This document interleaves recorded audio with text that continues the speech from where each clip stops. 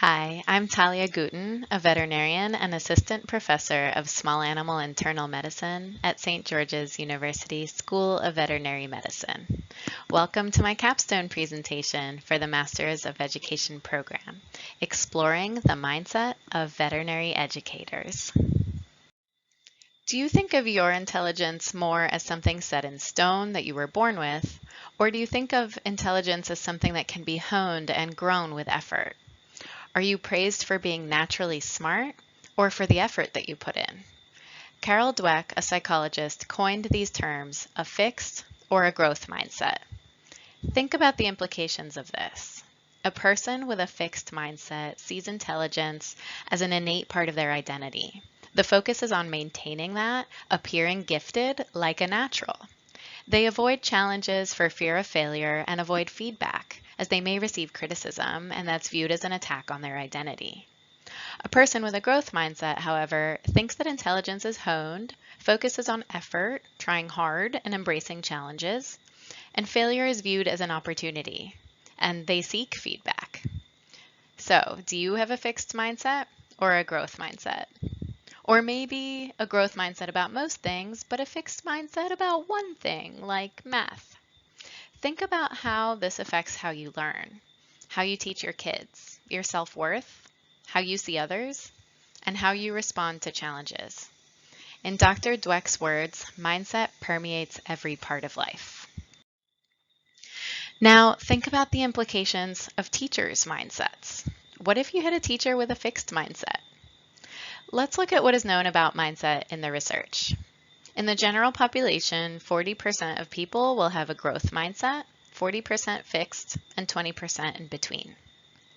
We also know that a person's mindset can change. Mindset is contagious. You could get a growth mindset from a classmate or from teachers, or a fixed mindset from them too. In studies of STEM classrooms, the teacher's mindset had more of an effect on student success in the class than the student's own mindset did. In medical education, students avoided seeking feedback from supervisors that had fixed mindsets. So what about veterinary medicine? We have very few studies on vet students showing that they have predominantly growth mindsets, and there are no studies of veterinary educators and their mindset yet. This topic was particularly interesting to me as I found that as I learned about mindset, it gave me the words for experiences that I have had. And I can see areas where I've changed from a fixed mindset to a growth mindset. I was also afraid that we were teaching our students to have fixed mindsets, and perhaps only in certain areas like professional skills, which are sometimes called soft skills. So I set out to find out, what is the mindset of veterinary educators at St. George's University School of Veterinary Medicine? I designed a survey based on a thorough literature review. One medical education survey really caught my eye. It featured a questionnaire asking the mindset of clinical supervisors for 4 domains: intelligence, clinical reasoning, compassion, and morality. These topics were chosen as representatives of traditional cognitive traits as well as professional traits. My mindset survey combined this survey, with permission, with Dr. Dweck's original mindset survey, which is available open source for use in research. Here's an example of one of the mindset questions for you to get an idea of what the survey looked like and what the questions were like. Approval was obtained from St. George's University's Institutional Review Board and the University Survey Committee, and the survey was distributed by email using Qualtrics software. Statistics were performed using IBM SPSS software and Campbell's effect calculator. If any of you are interested in measuring your own mindset, you can go to the website that I have linked at the bottom of this slide to go to Dr. Dweck's Mindset for Intelligence survey. Let me know how it goes. Let's start with the results by going over the participants. There were 38 completed surveys used for data analysis. This represents 56% of the vet school's teaching faculty and staff. A summary of the demographics are pictured here, including gender, academic rank, academic discipline, and nationality of the participants. I'm happy to share more details at the question and answer session on Monday. For all categories, these distributions are representative of the vet school faculty overall. Now, I hope you have a growth mindset about statistics. Our statistical analysis included calculating the reliability of the participants' responses to each subscale and the scale overall. This is done by calculating Cronbach's alpha and McDonald's omega. As you can see on the top table, the values are all close to 1, showing reliable responses to the scale. That's what you want.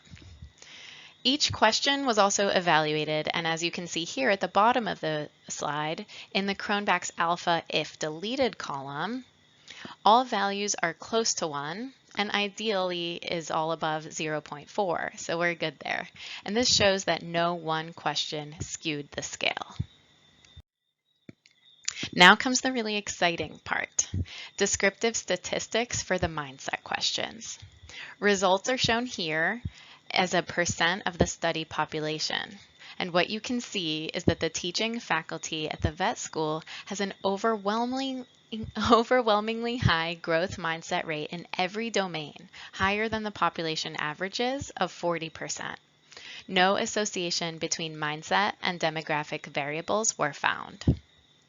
The 2 follow-up questions that were asked about the faculty's participation in voluntary faculty development showed high participation at 90%, and about volunteering to teach in the new professional development courses found that 60% of the participants did and 40% did not.